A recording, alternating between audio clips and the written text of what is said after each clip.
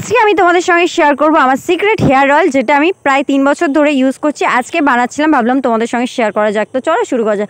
প্রথমে আমি নিয়েছিলাম 1 মুঠো মতন নিয়েছিলাম আমি থানকুনি শাক, 1 মুঠো মতন নিয়েছিলাম কালো জিরে, 2-3টে মতন নিয়েছিলাম আমি আদা রসুন, 1 মুঠো মতন নিয়েছিলাম মেথি, আর 2-3টে পাতা মতন নিয়েছিলাম জবা পাতা, পেয়ারা পাতা ও কিছু পরিমাণ জবা ফুল নিয়েছিলাম, আর ভিঙ্গরাজ নিয়েছিলাম।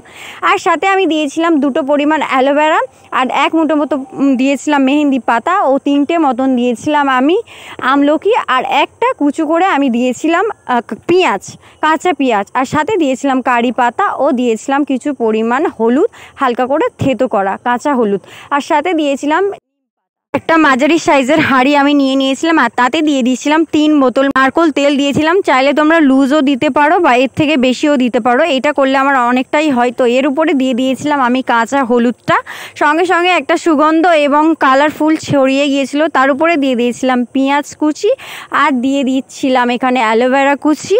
তো এইগুলোকে আমি সবগুলো একসঙ্গে দিয়ে দেবো। দিয়ে দিয়েছি এখানে নিম পাতা, মেহেন্দি পাতা, কারি পাতা। তো এইগুলোকে হালকা করে আমি নাড়াচাড়া করার পরে দিয়ে দেবো জবা ফুল, আর দিয়ে দেবো জবা ফুলের পাতা ও কালো জিরে আর মেথি। এগুলোকে আমি সব দিয়ে এবার আদা রসুনগুলোও দিয়ে দিয়েছি। দেওয়ার পরে আমি দিলাম থানকুনি শাক।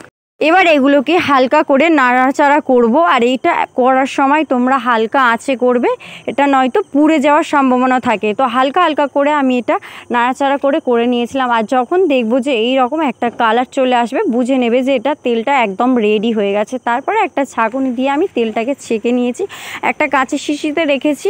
আর এটা সত্যি তোমরা ইউজ করতে পারো, এর রেজাল্টটা খুব ভালো, তোমরা ট্রাই করতে